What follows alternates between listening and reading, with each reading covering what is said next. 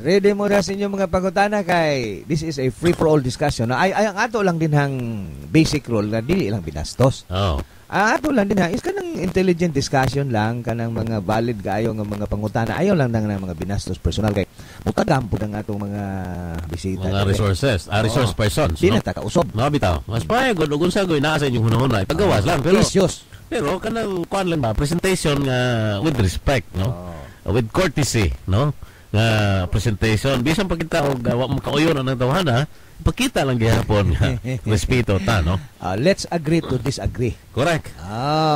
So kana no, nindot ang maong kasayuran nga to nakuha karon gikan sa atong technical department nga doon na siguro unsa man to? Manawag siya. Oh. Di ay. Sige, tawag. Unya karon taud-taud sab. Atong mahinabi ang mayor sa Bilar, si Mayor Tata Palacio. Kay gustong Tata Palacio nga linawon katong isyu bahin atong bidding magka sa mga heavy equipment din ha sa Bilar. Katong text gahapon. Nga na ako na yung mga heavy equipment nga gipamaligya. Way klaro. Gawa ipaagi og bidding. Nya dana kunoy low na pud karon para ipalit og bag-o mga heavy equipment. So nanawag gahapon si Mayor Tata Palacio, niingon siya karong buntag. Manawag siya nato dire, siya manawag ako tong katagan sa atong landline din kay siya'y mo pasabot og unsa katong isyu. Si Quinta. Kon may now si Mayor Tata Palacio tawag na mayor no, haron makasuon na ka kay karong taon maglison na kag suod are. Haron mapasabot nimo kung unsa ka tinuod na, pero matod pa niya masabot na to ni kay padung namugol pong eleksyon. Sa ato pa iya day ning gisaw-sawan nga pamulitika ni. So anyway, nindot nga mahatagan po na ito higayon si Mayor Tata haron mapasabot niya kung unsa gyud ang bahin ang nagingon nga bidding sa mga heavy equipment din ha sa Bilar. Dili bidding, pag-dispatsar. Pagbaligya ko no sa mga unserviceable na nga mga heavy equipment, understandably because nga nung ibaligya man magamit pa. Correct. Pero wa ko no maagi sa benefit of a open public bidding. Suma pa sa allegation ha sa texter na to. Pero masabot ni mo din ha nga daghan tag tigpaminaw dito sa Bilar nga naka-relay dayon sa information ni natural. Kusog man ta kay diha sa Bilar. So karon naka-relay gyud dayon sila dito nga gisgutan ka dito sa Cuentas Claras.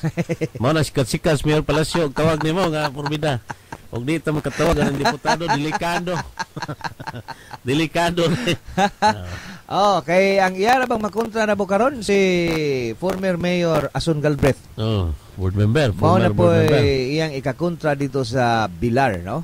Nga karong eleksyon, ang mukontra ni Tata dito si Mayor Ason Galbraith. So dili na basta-basta ni Tata kay veterano man na diha sa Bilar. Naapoy grupo po na si Mayor Galbraith. Although ang nakabintahan ni Tata kay siya ay naglingkod. Siya incumbent. That means nga magamit niya ang resources sa munisipyo. Nya kinis Tata ba asa man liberal Liberal.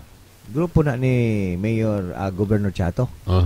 Nya kinis Galbraith. Si Galbraith matud pa una. Matud pa. Okay, di man siya pwede pumusod liberal. Ang buhaton ni Galbraith haron free zone. Ari sa NPC. NPC, yes. Musud siya ni Artiap. Pagkahatagan siya og NPC nga nomination, automatic dayon free zone. Free zone na dayon. Most probably mao na mahitabo. Pero alkansi na gyapon siya. So pila may halin gyud adto Mayor katong duha.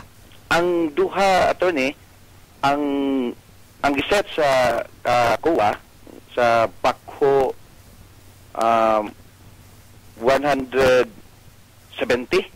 ana niya ang grader 130 murag mao og di law murag nara na dapita attorney di na ko kayo kagawan. Ang pison wala gibaligya. Wa attorney kay base po sa rekomendasyon sa ato ang mekaniko kanang magamit pa man po niyan muandal pa man po. So, bali mga 300 to silang duha. Unya, kinsa may nakapalit po dito, Mayor?